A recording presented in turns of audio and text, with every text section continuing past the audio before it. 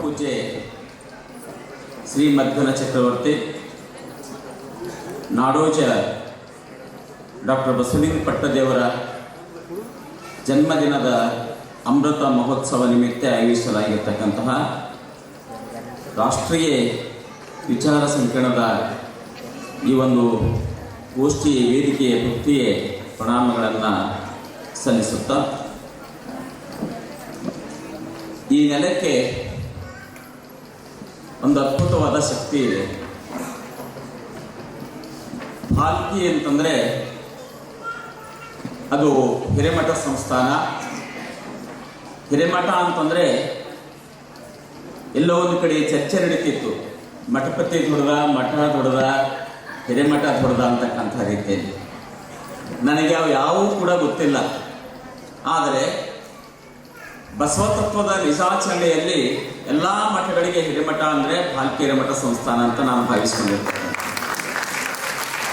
ಅಂಥ ಒಂದು ಹಿರೇಮಠದ ನಡೆದಾಡುವ ದೇವರಾಗಿದ್ದಂತಹ ಪರಮ ಪೂಜ್ಯ ಡಾಕ್ಟರ್ ಚನ್ನಬಸವ ಪಟ್ಟದೇವರನ್ನು ನೆನೆಯುತ್ತಾ, ಅವರ ಕರ ಸಂಜಾತರಾಗಿರ್ತಕ್ಕಂತಹ ಪೂಜ್ಯ ಶ್ರೀ ಬಸವಲಿಂಗ ಪಟ್ಟದೇವರನ್ನು ಸ್ಮರಿಸುತ್ತಾ, ಈ ಹೊತ್ತಿನಲ್ಲಿ ಸಮಾರಂಭದ ಸಾನ್ನಿಧ್ಯವನ್ನು ವಹಿಸಿಕೊಂಡು ಈವರೆಗೆ ನಾನು ಸ್ವಲ್ಪ ತಡವಾಗಿ ಬಂದಿದ್ದ ಕಾರಣಕ್ಕಾಗಿ ಅವರು ಮಾತಾಡೋರಿಗೆ ಸಿಕ್ಕದ ಅಂತ ನಾನು ಅಂದುಕೊಳ್ತಾ ಇದ್ದೀನಿ. ಹಾಗಾಗಿ ಅವರ ಶ್ರೀಪಾದಗಳಿಗೆ, ಪರಮ ಪೂಜ್ಯ ಶ್ರೀ ಗುರುಬಸವ ಪಟ್ಟದೇವರ ಶ್ರೀಪಾದಗಳಿಗೆ ಭಕ್ತಿ ಪ್ರಣಾಮಗಳನ್ನು ಸಲ್ಲಿಸುತ್ತಾ, ಈ ಸಮಾರಂಭದ ವೇದಿಕೆಯ ಗೌರವವನ್ನು ಹೆಚ್ಚಿಸಿರ್ತಕ್ಕಂತಹ ಹಿರಿಯ ಸಾಹಿತಿಗಳಾದ ಶ್ರೀ ಶರಣ ವಿರ್ಸತಿ ಬವಗ್ಯಾಣ್ಣವರೇ, ಆತ್ಮೀಯ ಸ್ನೇಹಿತರು ಮತ್ತು ಹಿರಿಯ ಚಿಂತಕರಾಗಿರ್ತಕ್ಕಂಥ ಸ್ನೇಹಿತ ಡಾಕ್ಟರ್ ರವಿಶಂಕರ್ ಪಾತಂಬ್ರವರೇ, ತಾಯಿ ಸಾಹಿತಿ ಜಯಶ್ರೀ ಸುಕಲಿ ತಾಯಿಯವರೇ, ಸ್ನೇಹಿತ ಶರಣ ಸಂಗಮೇಶ್ ಜಾಂತಿ ಅವರೇ, ಅಕ್ಕ ಮಲ್ಲಮ್ಮ ಪಾಟೀಲ್ ಅವರೇ, ಮತ್ತು ಇಲ್ಲಿ ನಡೆದಿರ್ತಕ್ಕಂಥ ಎಲ್ಲ ಶರಣ ತಂದೆ ತಾಯಿಗಳೇ ನನ್ನ ಭಕ್ತಿಯ ಪ್ರಣಾಮಗಳು. ನಿಜವಾಗಿಯೂ ಕೂಡ ಇದೊಂದು ಅತ್ಯಂತ ಮಹತ್ವದ ಕಾರ್ಯಕ್ರಮ ಅಂತ ನಾನು ಭಾವಿಸಿದ್ದೇನೆ. ಅಪ್ಪವರು ಬಹಳ ಮುಜುಗರದಿಂದ ಒಂದು ಮಾತನ್ನು ಕೇಳಿದರು. ನನ್ನ ಜನ್ಮದಿನದ ಅಮೃತ ಮಹೋತ್ಸವದ ಸಂದರ್ಭಕ್ಕೆ ರಾಷ್ಟ್ರೀಯ ವಿಚಾರ ಸಂಕಿರಣ ಅಂತ ಕರಿಬಹುದಾ, ಅದು ಯಾಕೆ ಮಾಡ್ತೀರಿ, ಬೇಡ ಅಂತಕ್ಕಂತಹ ಸಣ್ಣ ಸಣ್ಣ ತಕರಾರದ ಮಾತುಗಳನ್ನು ಎತ್ತಿದ್ರು. ಬೇರೆ ಯಾರಾದರೂ ಇದ್ರೆ ಯಾರ ಕಡೆಯಿಂದ ಹೇಳಿಸಿ ಇಂತಹ ಒಂದು ಕಾರ್ಯಕ್ರಮ ಮಾಡ್ತಕ್ಕಂಥ ಈ ಹೊತ್ತಿನಲ್ಲಿ ಅದನ್ನು ಬಹಳ ನಯವಾಗಿ ಮತ್ತಷ್ಟೇ ವಿನಮ್ರತೆಯಿಂದ ಅದನ್ನು ನಿರಾಕರಿಸ್ತಕ್ಕಂತಹ ಮಾತಾಡಿರ್ತಕ್ಕಂಥ ಸಂದರ್ಭಕ್ಕೆ ಬಂದಿರತಕ್ಕಂಥ ಮಾತೇನು ಅಂತಂದರೆ, ಇದು ನಿಮ್ಮ ಜನ್ಮದಿನದ ಅಮೃತ ಮಹೋತ್ಸವ ಅಲ್ಲ, ನೀವು ಈ ಭಾಗಕ್ಕೆ ಕೊಟ್ಟಂತಹ ಕಾಣಿಕೆಗಳೇನಿವೆ ಅಂತಹ ಒಂದು ಚೇತನದ ಅಮೃತ ಮಹೋತ್ಸವ ಇದೇ ಹೊರತಾಗಿ ಇದು ನಿಮ್ಮ ವೈಯಕ್ತಿಕ ಬದುಕಿಗೆ ಸಂಬಂಧಪಟ್ಟಂತಲ್ಲ ಅಂತಕ್ಕಂಥ ಮಾತನ್ನು ಕಮಿಟಿಯವರು ಸಮಿತಿಯವರು ಹೇಳಿ ಒಪ್ಪಿಸಿದ್ದಾರೆ ಅಂತ ನಾನು ಭಾವಿಸಿಕೊಂಡಿದ್ದೇನೆ. ನಿಜವಾಗಿಯೂ ಕೂಡ ಪೂಜ್ಯ ಬಸವಲಿಂಗ ಪಟ್ಟದೇವರ ಈ ರಾಷ್ಟ್ರೀಯ ವಿಚಾರ ಸಂಕಿರಣ ಅನೇಕ ವಿದ್ವಾಂಸರು ಸೇರಿ ಇದನ್ನು ನಿಜಾರ್ಥದಲ್ಲಿ ರಾಷ್ಟ್ರೀಯ ವಿಚಾರ ಸಂಕಿರಣ ಆಗು ಮಾಡಿದ್ದಾರೆ. ಅದು ಸ್ನೇಹಿತರಾಗಿರ್ತಕ್ಕಂತಹ ನಮ್ಮ ಸಿದ್ದು ಚಟ್ನಳ್ಳಿ ಆಗಿರ್ಬೋದು, ದವಲೆ ಸರ್ ಇರ್ಬೋದು, ಕನ್ನಡ ಪಾಟ್ಲಿ ಇರ್ಬೋದು, ಅವರೆಲ್ಲರೂ ಸೇರಿ ಇದಕ್ಕೆ ಒಂದು ಹೊಸ ಕಾಯಕಲ್ಪವನ್ನು ಕೊಟ್ಟಿರ್ತಕ್ಕಂಥದ್ದು ಅಭಿನಂದನವಾದಂತಹ ಒಂದು ಸಂಗತಿ ಅಂತ ಹೇಳಲಿಕ್ಕೆ ಇಷ್ಟಪಡ್ತಾ ಇದ್ದೀನಿ. ನಮ್ಮಲ್ಲೆಲ್ಲ ಒಂದು ಗ್ರಹಿಕೆ ಇದೆ. ಮಠಗಳು ಅಂತಂದರೆ ಇಲ್ಲೊಬ್ಬ ಮಠಾಧಿಪತಿ ಮತ್ತು ಬಂದು ಹೋಗ್ತಕ್ಕಂಥವರಿಗೆ ವಿಭೂತಿ ಕೊಡೋದು, ರುದ್ರಾಕ್ಷಿ ಕೊಡೋದು ಮತ್ತು ತನ್ನನ್ನು ತಾನು ವಧುವೀಕರಿಸಿಕೊಳ್ತಕ್ಕಂತಹ ಮಠಗಳನ್ನು ಸಾಮಾನ್ಯವಾಗಿ ನಾವು ನೋಡ್ತೇವೆ. ಆದರೆ ಭಾಲ್ಕಿ ಹಿರೇಮಠ ಅಂತಕ್ಕಂಥದ್ದು ಅದಕ್ಕೆ ಅಪವಾದ ಅಂತಕ್ಕಂತಹ ರೀತಿಯಲ್ಲಿ ಡಾಕ್ಟರ್ ಚನ್ನಬಸವ ಪಟ್ಟದೇವರು ಇರ್ಬೋದು, ಬಸವಲಿಂಗ ಪಟ್ಟದೇವರು ಇರ್ಬೋದು, ಮುಂದೆ ಗುರುಬಸವ ಪಟ್ಟದೇವರು ಇರ್ಬೋದು.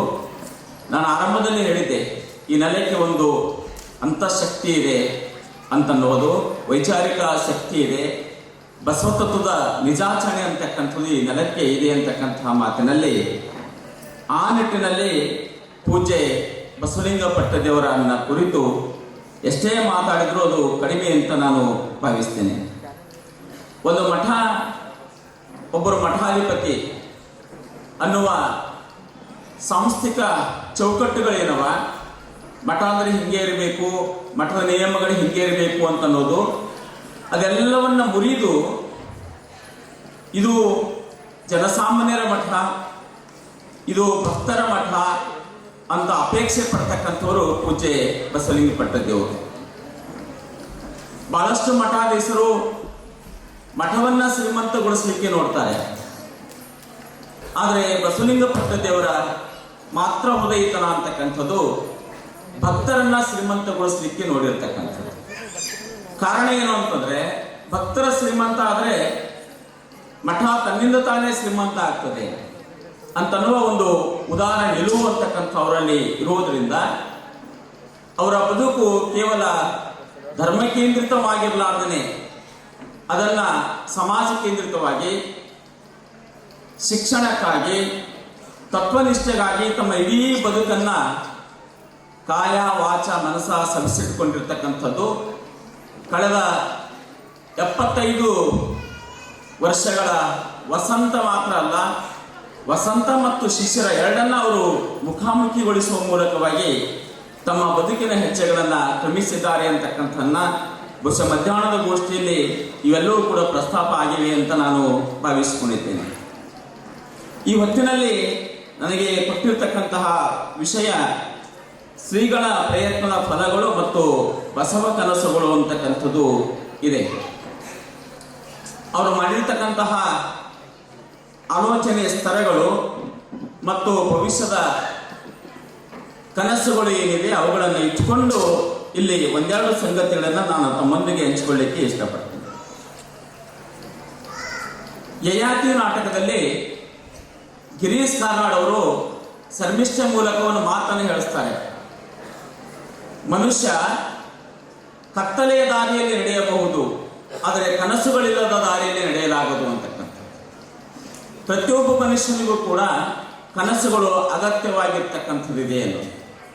ಇವತ್ತ ನನಗೆ ನನ್ನದೇ ಆದಂತಹ ಬದುಕಿನ ಕನಸು ಇರ್ತಾ ಇಲ್ಲ ಅಂತಂದ್ರೆ ನಾನು ಇವತ್ತು ಇಲ್ಲಿ ನಿಂದಿರ್ತಾ ಇರಲಿಲ್ಲ ಅಂತಕ್ಕಂಥ.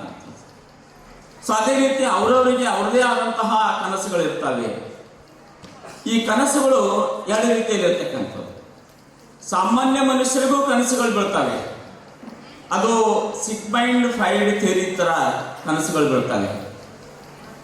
ಸಾಮಾನ್ಯ ನನಗ ಮತ್ತು ನಿಮ್ಗೆ ಬೀಳ್ತಕ್ಕಂತಹ ಕನಸುಗಳು ಏನಿರ್ತಾವ ಅಂತ ಕೇಳಿದ್ರೆ, ಸಿಗ್ಮಂಡ್ ಫ್ರೈಡ್ ಏನ್ ಹೇಳ್ತಾನ ಅಂದ್ರೆ, ಯಾವ ಮನುಷ್ಯ ದಿನನಿತ್ಯದ ಆಲೋಚನೆಯಲ್ಲಿ ಮುಳುಗಿರ್ತಾನೋ ಆ ಆಲೋಚನೆಗಳು ಯಾವುದೂ ಕೈಗೆ ಎಟ್ಕೋದಿಲ್ಲ, ಅಂಥವುಗಳನ್ನ ಕನಸಿನ ಮೂಲಕ ಪೂರೈಸ್ಕೊಳ್ತಾನೆ ಅಂತ ಅನ್ನೋದಿದೆ.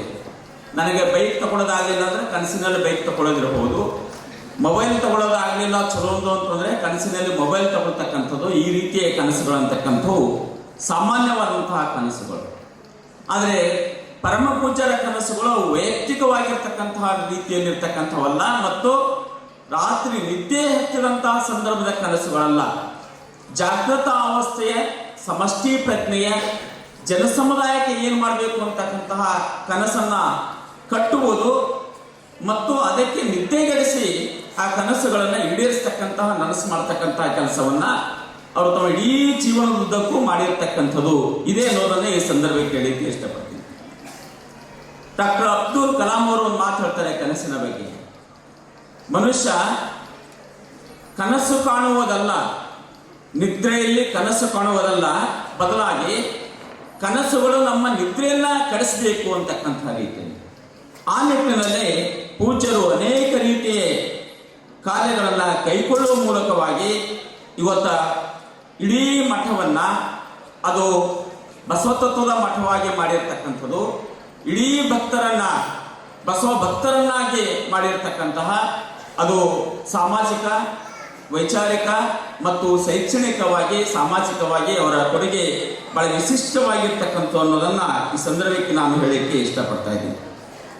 ಹೀಗೆ ಅವರು ಈ ಭಾಗದ ಮಕ್ಕಳಿಗೆ ಶಿಕ್ಷಣ ಕೊಡಬೇಕು ಅಂತ ಕನಸು ಕಂಡಿರ್ತಕ್ಕಂಥದ್ದು, ಗುಣಾತ್ಮಕವಾಗಿ ಶಿಕ್ಷಣ ಕೊಟ್ಟಿರ್ತಕ್ಕಂಥದ್ದು ಮತ್ತು ಶಿಕ್ಷಣದ ಮಹತ್ವ ಮೊದಲಾದಂಥವುಗಳನ್ನು ಇಟ್ಕೊಂಡು ಈ ಭಾಗಕ್ಕೆ ಒಂದು ಬಹಳ ದೊಡ್ಡ ಕೊಡುಗೆ ಕೊಟ್ಟಿರ್ತಕ್ಕಂಥದ್ದನ್ನು ಪೂಜ್ಯರು ಈಗಾಗಲೇ ಪ್ರಸ್ತಾಪವನ್ನು ಕೂಡ ಮಾಡಿರ್ತಕ್ಕಂಥದ್ದು ಇದೆ. ಆ ನಿಟ್ಟಿನಲ್ಲಿ ಪೂಜ್ಯರ ಒಂದು ಶ್ರಮ ಬಹಳ ಮಹತ್ವದ್ದು ಅಂತ ಹೇಳಿಕ್ಕೆ ನಾನು ಇಲ್ಲಿ ಇಷ್ಟಪಡ್ತಾ ಇದ್ದೀನಿ. ಗಡಿಭಾಗದ ಮಕ್ಕಳಿಗೆ ಶಿಕ್ಷಣ ಕೊಡೋದು ಯಾಕೆಷ್ಟು ಮಹತ್ವದ್ದು ಅಂತ ಕೇಳಿದ್ರೆ, ನನಗೆ ಇಬ್ಬರು ವ್ಯಕ್ತಿಗಳು ಬಹಳ ಮುಖ್ಯವಾಗಿ ಕಾಣಿಸ್ತಾರೆ. ಒಂದು ಡಿ ದೇವರಾಜ್ ಅರಸರು. ಮೊಟ್ಟ ಮೊದಲ ಸಲ ಅವರು ವಸತಿ ಶಿಕ್ಷಣಗಳನ್ನ ಪ್ರಾರಂಭ ಮಾಡುವ ಮೂಲಕವಾಗಿ ಹಳ್ಳಿಯ ಮಕ್ಕಳು ಪಟ್ಟಣದಲ್ಲಿ ಓದಬೇಕು ಮತ್ತು ಅವರು ಮುಖ್ಯವಾಹಿನಿಗೆ ಬರಬೇಕು ಅಂತ ಕನಸು ಕಾಣುವ ಮೂಲಕವಾಗಿ ಇವತ್ತು ಕರ್ನಾಟಕದಾದ್ಯಂತ ಇರತಕ್ಕಂತಹ ವಸತಿ ನೆಲೆಗಳ ಮೂಲ ರೂವಾರಿ ಯಾರಾದರೂ ಇದ್ರೆ ಅದು ಡಿ ದೇವರಾಜ್ ಅರಸ್ ಅಂತ ಹೇಳಿಕ್ಕೆ ಇಷ್ಟಪಡ್ತಾರೆ. ಆ ನಿಟ್ಟಿನಲ್ಲಿ ಪರಮ ಪೂಜ್ಯರು ಈ ಭಾಗದಲ್ಲಿ ವಸತಿ ಸಹಿತ ಶಿಕ್ಷಣವನ್ನ ಒಂದು ಕಾಲಕ್ಕೆ ಕೇವಲ 40 ಮಕ್ಕಳನ್ನ ಇಟ್ಟುಕೊಂಡು ಇದೇ ಸ್ಥಳದಲ್ಲಿ ಶಿಕ್ಷಣ ಸಂಸ್ಥೆಯನ್ನ ಹುಟ್ಟು ಹಾಕಿ ಇವತ್ತು ಇಲ್ಲಿ ಸುಮಾರು 60 ಅಂಗಸಂಸ್ಥೆಗಳು, 2,000 ಶಿಕ್ಷಕರು, 20,000 ಮಕ್ಕಳು ಈ ಒಂದು ವಿದ್ಯಾಪೀಠದ ಕಡೆಗೆ ಓದ್ತಾರ ಅಂತಕ್ಕಂಥದ್ದು ನಿಜವಾಗಿಯೂ ಕೂಡ ಬಹಳ ಮಹತ್ವದ ಸಂಗತಿ ಅಂತ ನಾನಿಲ್ಲಿ ಭಾವಿಸ್ತಾ ಇದ್ದೇನೆ. ಆರಂಭದಲ್ಲಿ ಇಲ್ಲೆಲ್ಲ ಗುರುಕುಲ ಮಾದರಿ ಅಂತ ನೋದಿತ್ತು. ಕಾರಣಾಂತರಗಳಿಂದ ಇವತ್ತು ಮಾರ್ಪಾಡಾಗಿದೆ, ಆಧುನಿಕ ಸ್ಪರ್ಶ ಇತ್ಯಾದಿ ಇತ್ಯಾದಿ ಇರ್ತಕ್ಕಂಥ ಸಂದರ್ಭಕ್ಕೆ ಮತ್ತದು ಅಪೇಕ್ಷಿತವೂ ಕೂಡ ಆಗಿರ್ತಕ್ಕಂಥದ್ದಲ್ಲ. 2,000 ಶಿಕ್ಷಕರು ಇಲ್ಲಿ ಕೆಲಸ ಮಾಡ್ತಾರ ಅಂತಂದ್ರೆ 2,000 ಕುಟುಂಬಗಳನ್ನ ಸಲುವಿರಂತೆ ಅಂತ ನಾನು ಅದನ್ನ ಭಾವಿಸ್ತಾ ಇದ್ದೇನೆ. ಇವತ್ತು ಅನೇಕ ಪೋಷಕರಲ್ಲಿ ದುಡ್ಡಿದೆ, ಆದರೆ ಮಕ್ಕಳಿಗೆ ಸರಿಯಾದಂತಹ ಶಿಕ್ಷಣ ಸಿಗ್ತಕ್ಕಂಥದ್ದಿಲ್ಲ. ಪೋಷಕರಿಗೆ ಎಷ್ಟು ದುಡ್ಡದ ಅಂದ್ರೆ ಎಷ್ಟು ಬೇಕಷ್ಟು ದುಡ್ಡದ, ಆದರೆ ಆ ಮಕ್ಕಳು ತಮ್ಮ ಮಕ್ಕಳು ತಮಗ ಅವ್ವಗವ್ವ ಅಪ್ಪಗಪ್ಪ ಅನ್ನುವಷ್ಟು ಕನಿಷ್ಠ ಸಂಸ್ಕಾರ ಸಿಕ್ಕರೆ ಸಾಕು ಅಂತಕ್ಕಂಥ ಕಾಲಘಟ್ಟದಲ್ಲಿ ಓದ್ತಿದ್ದೆವು ನಾವು. ಗುರುಕುಲದಲ್ಲಿ ಓದ್ತಕ್ಕಂತಹ ಮಕ್ಕಳು ಅದನ್ನು ಬಹಳ ಅತ್ಯಂತ ಪ್ರಾಮಾಣಿಕತೆಯಿಂದ ಅದನ್ನು ಪೂರೈಸತಕ್ಕಂತಹ ರೀತಿಯಲ್ಲಿ ಗುಣಾತ್ಮಕ ಶಿಕ್ಷಣವನ್ನ ಇಲ್ಲಿ ಸಿಗ್ತಾ ಇದೆ. ಅದಕ್ಕೆ ನಿದರ್ಶನ ಯಾರು ಅಂತ ಕೇಳಿದ್ರೆ ನಾನೇ ಇದ್ದೀನಿ ಅಂತ ಹೇಳಿಕ್ಕೆ ಇಷ್ಟಪಡ್ತೇನೆ. ನನ್ನ ಮಗನು ಹೆಂಗೋ ಇದ್ದ, ಆದರೆ ಇಲ್ಲಿ ಬಂದ ಮೇಲೆ ಅವನೊಂದು ಸುಸಂಸ್ಕೃತವಾಗಿ ಹೊರಗೆ ಬಂದಿರತಕ್ಕಂಥನ್ನ ಗಮನಿಸಿದರೆ ನಿಜವಾಗಿಯೂ ಕೂಡ ಇದು ಬಹಳ ಈ ಕಾಲಕ್ಕೆ ಬಹಳ ಮಹತ್ವದ ಸಂಗತಿ ಅಂತ ನಾನು ಹೇಳಲಿಕ್ಕೆ ಇಷ್ಟಪಡ್ತಾ ಇದ್ದೇನೆ. ಪರಮ ಪೂಜ್ಯರು ನೂತನ ಅನುಭವ ಮಂಟಪ ನಿರ್ಮಾಣದ ಕನಸನ್ನು ಹೊತ್ತಿದ್ರು. ಅದು ಈಗ ಈಡೇರ್ತಾ ಇದೆ. ಅದರ ಪೂರ್ವ ಸಿದ್ಧತೆ ಸಭೆಗಳನ್ನು ಅವರೇ ನಡೆಸಿದ್ದು, ಸರ್ಕಾರದ ಮೇಲೆ ಒತ್ತಡ ತಂದಿರತಕ್ಕಂಥದ್ದು, ನಿರಂತರವಾಗಿ ಕಾಮಗಾರಿ ವೀಕ್ಷಣೆ ಮಾಡ್ತಕ್ಕಂಥದ್ದು, ಅದಕ್ಕೆ ಸಂಬಂಧಪಟ್ಟಂತ ಒಂದು ದೂರದೃಷ್ಟಿತ್ವ ಅಂತಕ್ಕಂಥದನ್ನ ಇಟ್ಕೊಂಡಿರ್ತಕ್ಕಂಥದ್ದು, ರಂಜಾನ್ ದರ್ಗಾ, ಜಾಮದಾರ್, ಆಮೇಲೆ ನಮ್ಮ ಗೋರು ಚನ್ನಬಸಪ್ಪ ಮೊದಲಾದಂಥವರನ್ನ ಒಂದೆಡೆ ಕೂಡಿಸಿ ಒಂದು ಸಮನ್ವಯಗೊಳಿಸಿ ಅದಕ್ಕೆ ಒಂದು ಹೊಸ ರೂಪ ಕೊಡ್ತಕ್ಕಂತಹ ನಿಟ್ಟಿನಲ್ಲಿ ಕಾರ್ಯರೂಪಕ್ಕೆ ತಂದಿರತಕ್ಕಂಥದ್ದು ಕೂಡ ನಾವು ಈ ಸಂದರ್ಭಕ್ಕೆ ನೆನಪಿಸ್ಕೊಳ್ಬೇಕಾಗಿದೆ. ಅವರು ಹೀಗೆ 1-2 ಕಾರ್ಯಗಳನ್ನ ಮಾಡಿರ್ತಕ್ಕಂಥ ಇಲ್ಲ. ಬಸವಣ್ಣನವರನ್ನ ಸಾಂಸ್ಕೃತಿಕ ನಾಯಕ ಅಂತ ಸರ್ಕಾರ ಘೋಷಣೆ ಮಾಡಿರ್ತಕ್ಕಂಥ ಏನಿದೆ ಅಲ್ಲ, ಅದರಿಂದ ಪರಮ ಪೂಜ್ಯರ ಶ್ರಮವನ್ನ ನಾವಿಲ್ಲಿ ನೆನಪಿಸ್ಕೊಳ್ಬೇಕು. ಅದಕ್ಕೆ ನಿರಂತರವಾದಂತಹ ಹೋರಾಟ, ಬಹಳ ಸಣ್ಣದಾಗಿ ಯಾರ ಅರಿವಿಗೂ ಬರದಂತೆ ಸರ್ಕಾರದ ಮೇಲೆ ಒತ್ತಡವನ್ನ ತಂದಿರತಕ್ಕಂಥದ್ದು ಮತ್ತು ಅದನ್ನು ಆಗುಗೊಳಿಸುವಲ್ಲಿ ಸಫಲತೆಯನ್ನು ಪಡೆದಿರ್ತಕ್ಕಂಥದ್ದನ್ನು ಕೂಡ ನಾವು ಈ ಸಂದರ್ಭಕ್ಕೆ ನೆನಪಿಸಿಕೊಳ್ಬೇಕಾಗಿದೆ. ಮಹಾರಾಷ್ಟ್ರ, ತೆಲಂಗಾಣ ಸರ್ಕಾರದ ಶಾಲಾ ಕಾಲೇಜುಗಳಲ್ಲಿ ಇವತ್ತು ಪಠ್ಯ ಪುಸ್ತಕದಲ್ಲಿ ಬಸವಾದಿ ಶರಣರ ಪಠ್ಯಗಳವ ಅಂತಂದ್ರೆ ಅದರಿಂದ ಪರಮ ಪೂಜ್ಯ ಡಾಕ್ಟರ್ ಬಸವಲಿಂಗ ಪಟ್ಟದೇವರ ಪರಿಶ್ರಮ ಅಂತಕ್ಕಂಥದ್ದಿದೆ ಅಂತ ಹೇಳಲಿಕ್ಕೆ ಬಹಳ ಹೆಮ್ಮೆ ಅಂತ ಅನಿಸ್ತದೆ. ವಿಶ್ವವಿದ್ಯಾಲಯ ಮಟ್ಟದಲ್ಲಿ ಸಣ್ಣ ತತ್ವ ಕೇಂದ್ರಿತವಾಗಿರ್ತಕ್ಕಂತಹ ಚಿಂತನೆಗಳು ಅಲ್ಲಿ ನಡೀತಾ ಇವೆ. ಅಧ್ಯಯನ ಅಧ್ಯಾಪನ ಮತ್ತು ಸಂಶೋಧನೆ ಅಂತಕ್ಕಂಥದ್ದು ನೆರೆಯ ರಾಜ್ಯಗಳಲ್ಲಿ ನಡೆಸಲಿಕ್ಕೆ ಅವರು ಬಹಳ ಕಾರಣೀಭೂತ ಆಗಿರ್ತಕ್ಕಂಥದ್ದನ್ನು ಕೂಡ ನಾವು ಈ ಸಂದರ್ಭಕ್ಕೆ ನೆನಪಿಸಿಕೊಳ್ಬೇಕಾಗಿದೆ. ಲಿಂಗಾಯತ ಧರ್ಮ ಸ್ವತಂತ್ರ ಹೋರಾಟಕ್ಕೆ ಸಂಬಂಧಪಟ್ಟ ಹಾಗೆ ಅವರ ಕೊಡುಗೆ ಕೂಡ ಬಹಳ ಮಹತ್ವದಾಗಿರ್ತಕ್ಕಂಥದ್ದಿದೆ. ಆ ನಿಟ್ಟಿನಲ್ಲಿ ಅವರ ಪರಿಶ್ರಮವನ್ನು ಈ ಸಂದರ್ಭಕ್ಕೆ ನಾವು ನೆನಪಿಸಿಕೊಳ್ಬೇಕಾಗಿದೆ. ಅನೇಕ ಹೋರಾಟಗಳನ್ನು ಮಾಡಿದ್ರು, ಸಂಘಟನೆಗಳನ್ನು ಕಟ್ಟಿದ್ರು, ಕೊನೆಗೆ ಸರ್ಕಾರದಿಂದ ಪ್ರಸ್ತಾವನೆ ಸಲ್ಲಿಸುವವರೆಗೆ ನಿರಂತರವಾದಂಥ ಒಂದು ಹೋರಾಟವನ್ನು ಕೂಡ ಅವರು ಮಾಡಿರ್ತಕ್ಕಂಥದ್ದು. ಇವೆಲ್ಲವೂ ಹೀಗೆ ಹೇಳ್ತಾ ಹೋದ್ರೆ ಒಂದು ದೊಡ್ಡ ಪಟ್ಟಿಯನ್ನು ಬೆಳೀತದೆ. ಪರಮ ಪೂಜ್ಯರ ಪ್ರಯತ್ನದ ಫಲಗಳು ಇವೆಲ್ಲವೂ ಕೂಡ ಅಂತ ನಾನಿಲ್ಲಿ ಹೇಳಿಕ್ಕೆ ಇಷ್ಟಪಡ್ತೇನೆ. ಭವಿಷ್ಯದ ಕನಸುಗಳನ್ನು ಕುರಿತು ಮಾತಾಡುವುದಾದರೆ ಅವರಿಗೆ ಒಂದು ವಚನ ವಿಶ್ವವಿದ್ಯಾಲಯ ಆಗಬೇಕು ಅಂತಕ್ಕಂತಹ ದೊಡ್ಡ ಅಪೇಕ್ಷೆ ಇದೆ. ಹಾಗೆ ಕರ್ನಾಟಕಕ್ಕೆ ಕನ್ನಡ ವಿಶ್ವವಿದ್ಯಾಲಯ ಅಂತ ಅನ್ನೋದಿದೆ ಹಂಪಿಯಲ್ಲಿ. ಆ ನಿಟ್ಟಿನಲ್ಲಿ ಕಲ್ಯಾಣದಲ್ಲಿ ಒಂದು ವಚನ ವಿಶ್ವವಿದ್ಯಾಲಯ ಆಗಬೇಕು ಅಂತ ಅವರು ಅಪೇಕ್ಷೆ ಪಟ್ಟಿರ್ತಕ್ಕಂಥದ್ದು ಇದೆ. ಅದು ಕಾಲವೂ ಕೂಡ ಕೂಡಿ ಬರ್ತದೆ ಅಂತ ನಾನು ಭಾವಿಸಲಿಕ್ಕೆ ಇಷ್ಟಪಡ್ತೇನೆ. ಆಶ್ಚರ್ಯದ ಸಂಗತಿ ಏನು ಅಂತಂದ್ರೆ, ಅವರ ಪಟ್ಟಾಧಿಕಾರದ 25 ವರ್ಷದ ಬೆಳ್ಳಿ ಮಹೋತ್ಸವ ಸಂದರ್ಭಕ್ಕೆ ಅವರಿಗೆ ಒಂದಿಷ್ಟು ಹಮ್ಮಿಣಿಯ ದುಡ್ಡು ಬಂದಿತ್ತು. ಆ ಹಮ್ಮಿಣಿಯ ದುಡ್ಡನ್ನ ಕೊಟ್ಟು ವಚನ ವಿಶ್ವವಿದ್ಯಾಲಯಕ್ಕೆ ಅವರು ಬಸವ ಕಲ್ಯಾಣದಲ್ಲಿ ಅದಕ್ಕ ಜಾಗವನ್ನು ತೆಗೆದುಕೊಂಡಿದ್ದಾರೆ, ವಚನ ವಿಶ್ವವಿದ್ಯಾಲಯ ಮಾಡಬೇಕು. ಅಷ್ಟೇ ಅಲ್ಲ, ಅದಕ್ಕೆ ಸಂಬಂಧಪಟ್ಟ ಹಾಗೆ ಅವರು ಓಡಾಡಿದ್ದು ಇದೆ. ಅವರು ಡಾಕ್ಟರ್ BC ಮೂಲಿಮನೆಯವರು ಕಲಬುರಗಿ ವಿಶ್ವವಿದ್ಯಾಲಯದ ಕುಲಪತಿಗಳಾಗಿದ್ದಂಥ ಸಂದರ್ಭಕ್ಕೆ ಸ್ವತಃ ಪೂಜ್ಯರೇ ಅವರ ಮನೆಗೆ ಹೋಗಿ, ಯಾಕಂದ್ರೆ ಅವತ್ತಿನ ದಿವಸ ನಾನು ಕೂಡ ಹೋಗಿದ್ದೆ ಅಲ್ಲಿಗೆ, ಅದಕ್ಕೆ ಸಂಬಂಧಪಟ್ಟಂತ ಒಂದು ಪಠ್ಯಕ್ರಮವನ್ನ, ಆ ವಿಶ್ವವಿದ್ಯಾಲಯದಲ್ಲಿ ಏನೇನಿರಬೇಕು ಅಂತಕ್ಕಂಥ ಒಂದು ರೂಪುರೇಷೆಗಳನ್ನ ಸಿದ್ಧಪಡಿಸಿಕೊಂಡು ಮೂಲಿಮನೆಯವರ ಹತ್ರ ಹೋಗಿ ಅದಕ್ಕೆ ತಾತ್ವಿಕ ಒಪ್ಪಿಗೆಯನ್ನು ತೆಗೆದುಕೊಂಡು ಬಂದಿರತಕ್ಕಂಥ ಕೂಡ ನಾವಿಲ್ಲಿ ಗಮನಿಸಲಿಕ್ಕೆ ಸಾಧ್ಯ ಇದೆ. ಆದರೆ ಅದು ಕಾರಣಾಂತರಗಳಿಂದ ಮುಂದಕ್ಕೆ ಹೋಗ್ತಾ ಇದೆ. ಹಾಗಂತ ತಿಳ್ಕೊಂಡು ಪೂಜ್ಯರು ಸುಮ್ಮನೆ ಕೂಡಲಿಲ್ಲ. ಅದರ ಬದಲಿಗೆ ಬಸವ ಕಲ್ಯಾಣದಲ್ಲಿ ಹಾಗೆ PG ಸೆಂಟರ್ಗಳು ಬೇರೆ ಬೇರೆ ಕಡೆ ಇರ್ತಾವೋ ಆ ರೀತಿಯಲ್ಲಿ ಶರಣಾಧ್ಯಯನ ಸಂಸ್ಥೆ ಅಂತಕ್ಕಂಥದ್ದನ್ನ PG ಸೆಂಟರ್ ಬಸವ ಕಲ್ಯಾಣದಲ್ಲಿ ನಡೆಸ್ತಕ್ಕಂಥ ಕೆಲಸವನ್ನು ಕೂಡ ಮಾಡಿರ್ತಕ್ಕಂಥದ್ದೇ. ಕೇಂದ್ರ ಸರ್ಕಾರದಿಂದ ಬಸವ ಜಯಂತಿ ಆಚರಣೆ ಆಗಬೇಕು ಅನ್ನೋದಕ್ಕೆ ಸಂಬಂಧಪಟ್ಟ ಹಾಗೆ ಅವರ ಒಂದು ಬಹಳ ತೀವ್ರತರವಾದಂತಹ ಒಂದು ಕನಸು ಇದೆ.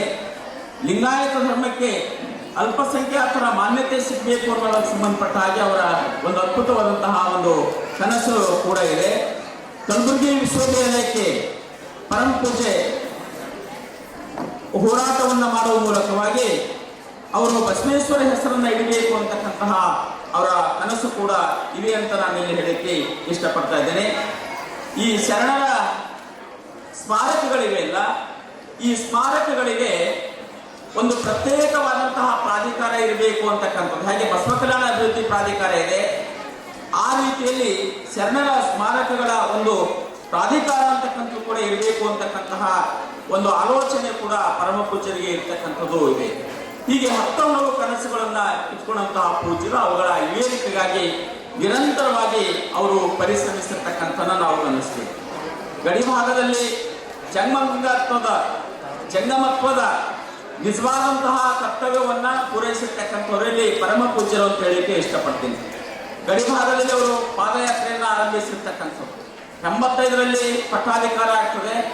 86ರಿಂದ ಅವರು ನಿರಂತರವಾಗಿ ಪ್ರತಿ ವರ್ಷ ಪಾದಯಾತ್ರೆಗಳನ್ನ ಮಾಡ್ತಾರೆ.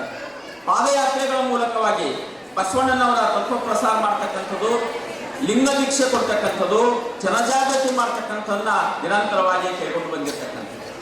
ಈಗಾಗಲೇ ಪೂಜ್ಯರನ್ನ ಪ್ರಸ್ತಾಪಿಸಿದ್ದು ಈ ತಳ ಸಮುದಾಯದ ವ್ಯಕ್ತಿಗಳನ್ನ ಅವರು ಲಿಂಗ ದೀಕ್ಷೆ ಕೊಡುವ ಮೂಲಕವಾಗಿ ಬಸವ ತತ್ವನ ನಿಜಾಚರಣೆಯಲ್ಲಿ ತಂದಿರತಕ್ಕಂಥದ್ದು ಕೂಡ ನಾವಿಲ್ಲಿ ಗಮನಿಸಬೇಕು. ಮರಾಠವಾಡದಲ್ಲಿ ಪ್ರವಚನಗಳಾಗಿವೆ, ವಿದರ್ಭದಲ್ಲಿ ಮೊದಲಾದಂತಹ ಒಂದು ಪಟ್ಟಿ ಇದೆ. ಅನುಷ್ಠಾನ ಮತ್ತು ಮೌನ ಕ್ರಾಂತಿ ಮಾಡ್ತಕ್ಕಂಥದ್ದು ಇವತ್ತ ಅದು ಕೂಡ ಒಂದು ಯೋಗ ಅಂತಕ್ಕಂತಹ ರೀತಿಯಲ್ಲಿ ಪರಿಗಣಿಸಲಾಗ್ತದೆ. ನಮ್ಮಲ್ಲಿ ಮಾತು ಬೆಳ್ಳಿ ಮೌನ ಬಂಗಾರ ಅಂತಕ್ಕಂಥದ್ದೆಲ್ಲ ಆ ನಿಟ್ಟಿನಲ್ಲಿ ಅವರು ಅನುಷ್ಠಾನ ಕೊಡ್ತಕ್ಕಂಥದ್ದು. ಬಸವರತ್ವದ ದಿಗ್ವಿಜಯ ಅಂತಕ್ಕಂಥ ಒಂದು ಕಾರ್ಯಕ್ರಮವನ್ನು ಕೂಡ ಅವರು ಆಯೋಜನೆ ಮಾಡಿರ್ತಕ್ಕಂಥದ್ದು.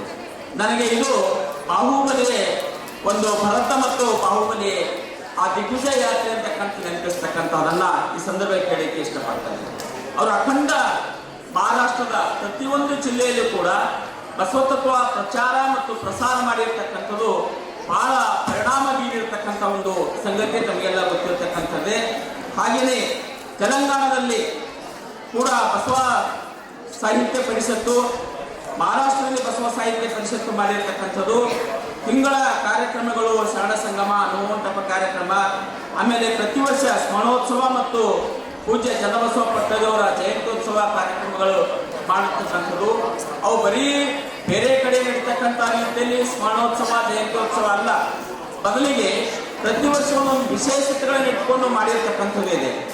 ಒಂದು ವರ್ಷ ಉಲ್ಲಿಂಗಪೇಟೆ ಒಂದು ಮಠಾಧೀಶರ ಸಮಾವೇಶ ಮಾಡಿರ್ತಕ್ಕಂಥ ಇರ್ಬೋದು, ವಿಧವೆಯರಿಗೆ ಗುಡಿ ತುಂಬತಕ್ಕಂತಹದಿರ್ಬೋದು, ಅಖಿಲ ಭಾರತ ಶರಣ ಸಾಹಿತ್ಯ ಪರಿಷತ್ತಿನ ರಾಷ್ಟ್ರೀಯ ಸಮ್ಮೇಳನ ಆಯೋಜನೆ ಮಾಡಿರ್ತಕ್ಕಂಥ ಇರ್ಬೋದು.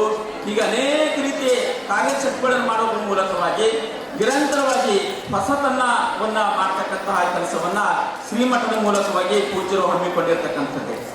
ಅವರ ಸಾಮಾಜಿಕ ಹೊಣೆಗಾರಿಕೆ ಕೂಡ ಬಹಳ ಮಹತ್ವದ್ದು ಅಂತ ನಾನು ಈ ಸಂದರ್ಭಕ್ಕೆ ಹೇಳಲಿಕ್ಕೆ ಇಷ್ಟಪಡ್ತೀನಿ. ಬಹುಶಃ ಇವೆಲ್ಲ ಮಾತುಗಳು ಬೆಳಗ್ಗೆ ಆಗಿವೆ ಅಂತ ಅನ್ಕೊಳ್ತೀನಿ. ಅವರ ಅನಾಥ ಶಿಶುಗಳ ಸಂರಕ್ಷಣೆ ಮತ್ತು ಬಹಳ ಮುಖ್ಯವಾಗಿ ಇವೆಲ್ಲವೂ ಕೂಡ ಆಗಿರ್ತಕ್ಕಂಥ ನಾನು ಇಲ್ಲಿ ಗಮನಿಸಲಿಕ್ಕೆ ಇಷ್ಟಪಡ್ತಾ ಇದ್ದೀನಿ. ಅದೇ ರೀತಿಯಲ್ಲಿ ಅನೇಕ ರೀತಿ ಸಾಮಾಜಿಕ ಸಂವೇದನೆಗಳನ್ನ ಇಟ್ಕೊಂಡು ಆ ಪರಮ ಪೂಜ್ಯರು ಇಲ್ಲಿ ಕೆಲಸಗಳನ್ನ ಮಾಡಿರ್ತಕ್ಕಂಥದ್ದೇ.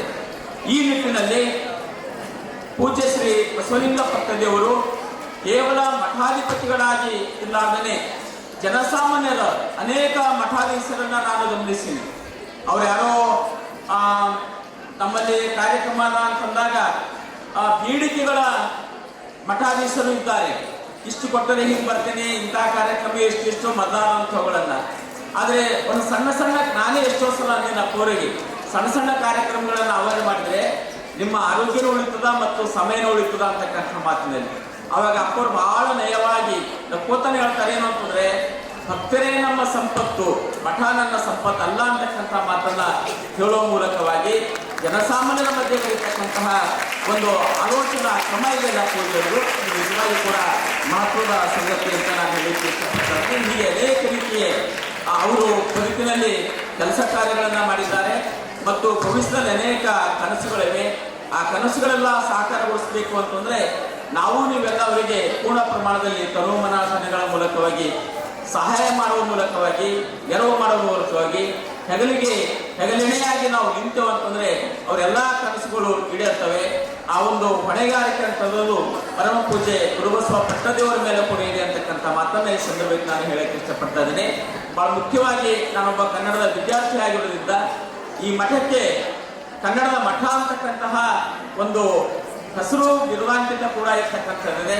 ಆ ಕನ್ನಡತ್ವವನ್ನ ಸಮರ್ಥವಾದಂತಹ ರೀತಿಯಲ್ಲಿ ಮುನ್ನಡೆಸ್ಕೊಂಡು ಹೋಗಬೇಕಾದಂತಹ ಅಗತ್ಯತೆ ಕೂಡ ಇದೆ ಅಂತ ಈ ವೇದಿಕೆ ಮೂಲಕ ಹೇಳಲಿಕ್ಕೆ ಇಷ್ಟಪಡ್ತಾ ಇದ್ದೀನಿ. ನಾನೊಂದು ಧಾರಾವಾಹಿಯಲ್ಲಿ ಈ ಸಂದರ್ಭಕ್ಕೆ ನೆನಪಿಸ್ಕೊಡ್ತೀನಿ. ಕನ್ನಡಕ್ಕೆ ಅಂತನ್ನುವ ಒಂದು ಧಾರಾವಾಹಿ, ಬಹಳ ಅದ್ಭುತವಾದಂತಹ ಧಾರಾವಾಹಿ. ಅದು ಒಂದೇ ಒಂದು ಎಪಿಸೋಡ್ ನಾನು ಬಿಟ್ಟಿರಲಿಲ್ಲ. ಅದರಲ್ಲಿ 2-3 ಸಂಗತಿಗಳಿವೆ. ಮನೆಯನ್ನ ಕಟ್ಟುವುದು, ಮನಸ್ಸನ್ನ ಕಟ್ಟುವುದು, ಹೀಗೆ ಬೇರೆ ಬೇರೆ ರೀತಿಯಲ್ಲಿ ಬಹಳ ಮುಖ್ಯವಾಗಿ ಇರ್ತಕ್ಕಂಥ ಏನು ಅಂದ್ರೆ, ಕನ್ನಡದ ಮೂಲಕವಾಗಿ ಒಂದು ಹೋಟೆಲ್ ವ್ಯಾಪಾರವನ್ನ ಜಾಗತಿಕ ಮಟ್ಟದಲ್ಲಿ ಹೇಗೆ ಅದನ್ನ ಪರಿಚಯಿಸಲಿಕ್ಕೆ ಸಾಧ್ಯ ಇದೆ ಮತ್ತು ಚಾಚಲಿಕ್ಕೆ ಸಾಧ್ಯ ಇದೆ ಅಂತಕ್ಕಂಥದ್ದು ಕೂಡ ಅದರಲ್ಲಿ ಹೊಂದಿರ್ತಕ್ಕಂಥದ್ದು. ಹಾಗೆ ಶ್ರೀಮಠದ ಮೂಲಕವಾಗಿ ಕನ್ನಡತ್ವವನ್ನ ಜಾಗತಿಕ ಮಟ್ಟಕ್ಕೆ ಪಸರಿಸಲಿಕ್ಕೆ ಸಾಧ್ಯತೆಗಳಿದೆ. ಅದನ್ನ ಭವಿಷ್ಯದ ದಿನಗಳಲ್ಲಿ ಪೂರೈಸಿಕೊಳ್ಳೋಣ ಅಂತಕ್ಕಂಥ ಮಾತನ್ನ ನಾನು ಈ ಸಂದರ್ಭಕ್ಕೆ ಹೇಳ್ತೀನಿ. ಯಾಕಂದ್ರೆ ಚನ್ನಬಸವ ಪಟ್ಟದೇವರಾಗಲಿ ಅಥವಾ ಬಸವಲಿಂಗ ಪಟ್ಟದೇವರಾಗಲಿ ಶಿಕ್ಷಣವನ್ನ ಯಾವತ್ತೂ ವ್ಯಾಪಾರೀಕರಣ ಅಂತ ಭಾವಿಸಿರ್ತಕ್ಕಂಥವರಲ್ಲ, ಮೊದಲಿಗೆ ಅದನ್ನ ಮಾನವೀಕರಣಗೊಳಿಸಿರ್ತಕ್ಕಂಥದ್ದಿದೆ. ಆ ನಿಟ್ಟಿನಲ್ಲಿ ಶ್ರೀಮಠ ಇವತ್ತಿಗೂ ಕೂಡ ಕಾರ್ಯವನ್ನು ನಿರ್ವಹಿಸ್ತಾ ಇದೆ. ಇಲ್ಲಿರ್ತಕ್ಕಂಥ ಪ್ರಸಾದ ನಿಲಯಗಳಿವೆ 2, ಬೀದರ್ನಲ್ಲಿ ಮತ್ತು ಇಲ್ಲಿ ಇರ್ತಕ್ಕಂಥ ಪ್ರಸಾದ ನಿಲಯಗಳು, ಅವೆಲ್ಲವೂ ಕೂಡ ಅದಕ್ಕೆ ಪೂರಕವಾಗಿ ಕಾರ್ಯನಿರ್ವಹಿಸ್ತಕ್ಕಂಥದ್ದೇ ಅಂತ ಹೇಳಿ, ನನಗೆ ಇಂತಹ ಒಂದು ದೊಡ್ಡ ವೇದಿಕೆಗೆ ಮಾತಾಡಲಿಕ್ಕೆ ಅನುವು ಮಾಡಿಕೊಟ್ಟಿರ್ತಕ್ಕಂತಹ ಸಮಿತಿಯವರಿಗೂ ತಮ್ಮೆಲ್ಲರಿಗೂ ವಂದಿಸಿ ನನ್ನ ಮಾತುಗಳನ್ನು ಮುಗಿಸ್ತೀನಿ. ಎಲ್ಲರಿಗೂ ಶ್ರಮಿಸೋಣ.